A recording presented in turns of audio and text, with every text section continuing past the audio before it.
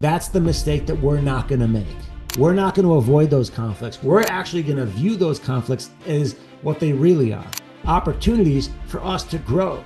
Conflict is inevitable. The focus isn't on where to assign blame. The focus is on how do we fix it. In the overwhelming majority of lawsuits, the need to win that lawsuit eclipses the need to resolve this in a healthy way. That's a tough negotiation because there's a gap between where one side's willing to give and the other side's willing to accept.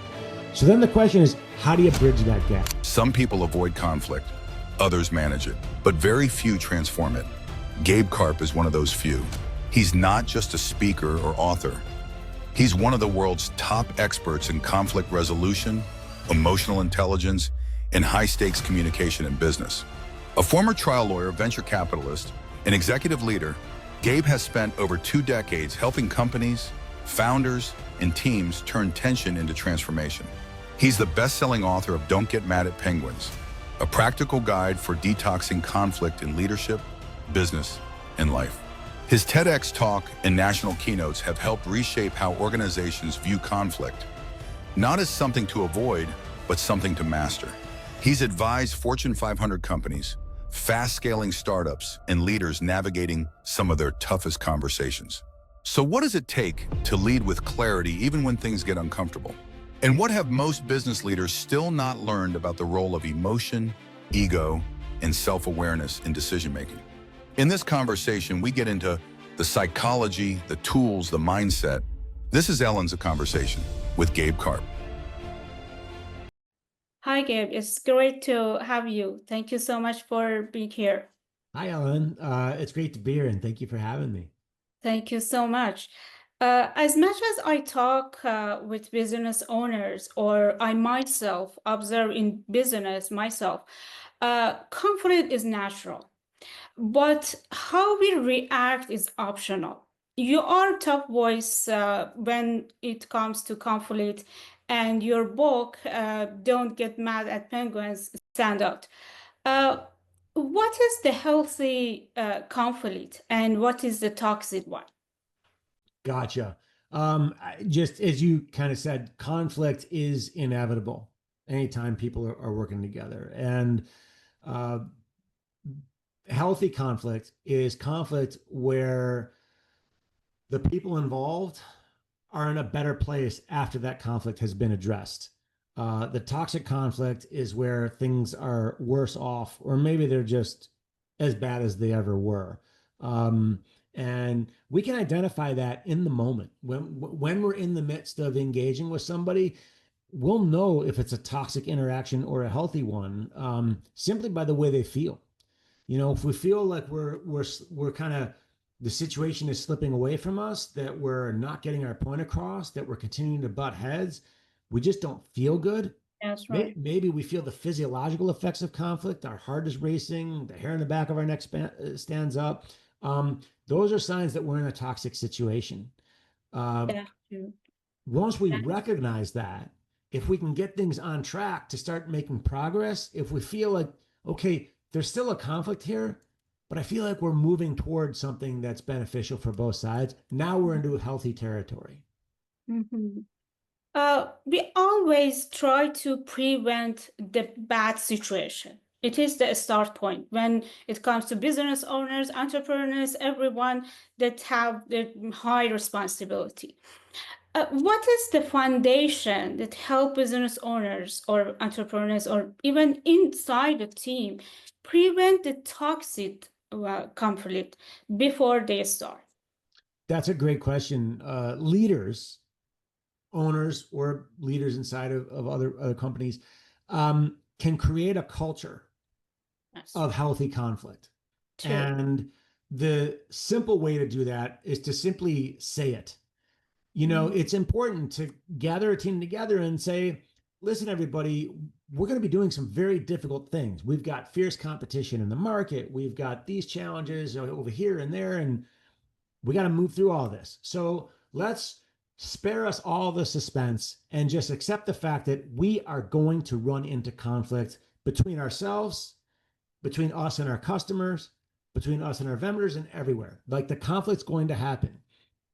Most companies out there try to avoid conflict. And that's the mistake that we're not going to make. We're not going to avoid those conflicts. We're actually going to view those conflicts as what they really are, opportunities for us to grow and move faster and have deeper client relationships and innovate in our business. And when you just say that, you give people permission to say, okay, I don't have to avoid conflict. Now what you got to do is, all right, now you got to give them some tools that allow them to move through Yes. conflict in a healthy way. I love in business, I love having what I call a debrief meeting, or carving out time of an existing meeting for debrief, where you tell people, okay, everyone, we have this meeting every week. With 10 minutes left to go at the end of this meeting every week, this is a time when we are required to call out problems, raise red flags, get things off our chest, where we are not doing our job if we remain silent. Well, And now you've everyone not, participate. yeah, I mean, you've not only given people permission to engage in a healthy conflict, you've now designated a specific time for that to happen. That's true. Uh, These are a perfect aspect that you mentioned, especially when you talk about the culture. Each business has own culture. Either way, it can help the conflict health or it can make it difficult. How business can measure that, and how that culture, besides that tools that you mentioned, protect that health? Yeah, I mean, I think how do you measure? What are the metrics of toxic conflict? I would say that in organizations where conflict is not managed well and it's unhealthy, client engagements are difficult. Team relationships are strained. Individual careers suffer. People are afraid to speak their minds. Um, Performance issues go unaddressed. And you start to see that fall through to the bottom line. Maybe you could still make money, but you're not making profit on that money. And eventually you're going to kind of start circling the drain. Yes. Now, in the metrics of positive and healthy conflict, uh, performance issues are addressed without drama. Client relationships are built on trust. When mistakes happen and you engage and lean in, at the end of that conflict, the relationship with the client is even stronger than it was before the mistake even happened in the first place. People flourish in their careers. When someone makes a mistake, everybody immediately calls it out and nobody feels threatened. And the focus isn't on where to assign blame. The focus is on how do we fix it. Those are the signs of healthy organizations. Perfect. Thank you for sharing. In your book, you talk about some traps. I think they are related to self-awareness. One of them is need to win trap. Would you please talk about it? Sure. Uh, the need to win trap is defined as a situation in which the need to win a particular task or issue eclipses the reason why you set upon that task or issue in the first place. So, an extreme example of that would be a lawsuit. Let's say it's a lawsuit between businesses. Clearly, there was a difference of opinion, there was a mistake, whatever happened, and the parties end up in court. The reason that one party filed a lawsuit against the other is that they couldn't resolve it any other way. So the only thing they're left with is, okay, I got to file this lawsuit and I have to win it. And the focus is like zeroed in on winning the conflict.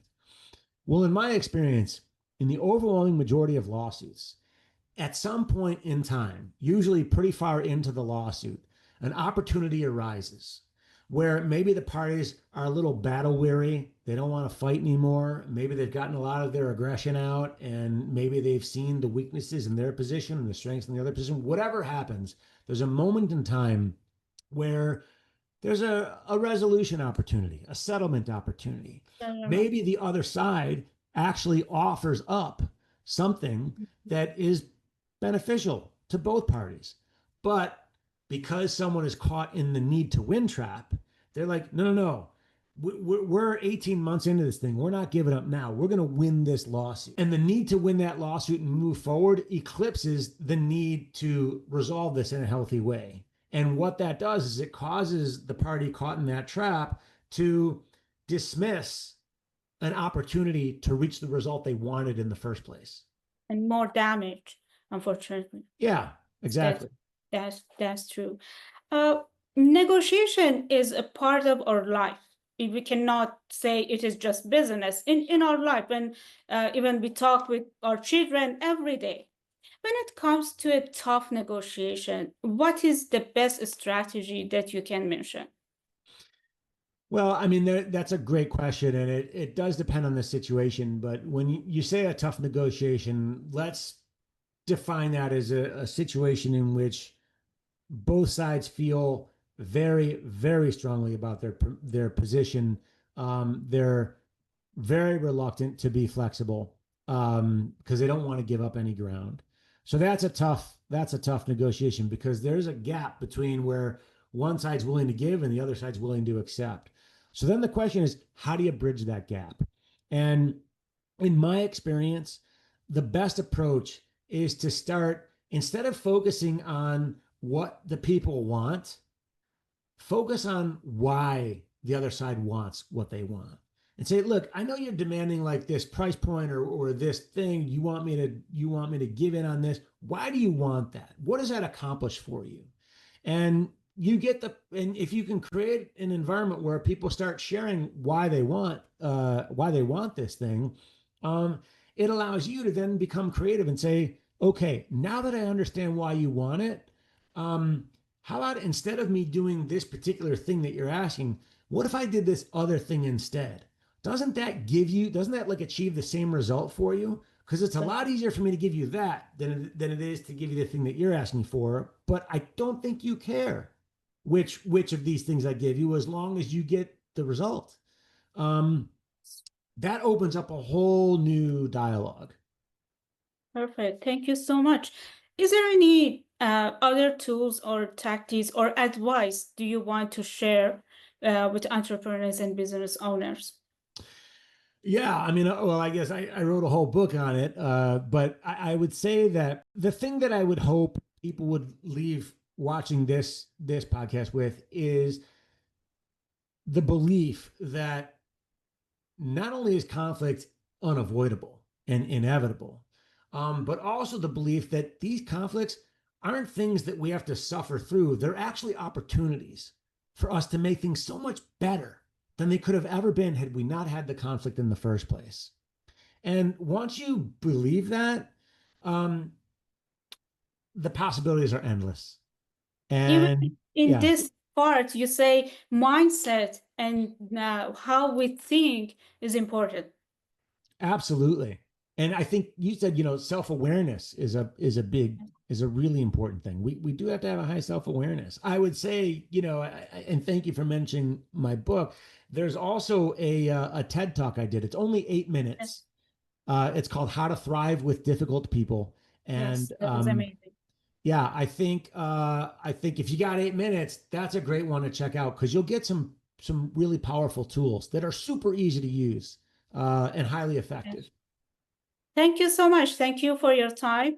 It is always a pleasure, someone like you that share insight, but it is always about the action that we can take upon that insight and experience that experienced people like you share. Thank you so much. I appreciate it. Thank you for having me, Ellen. It's been Thank you great to so be much. here. It was a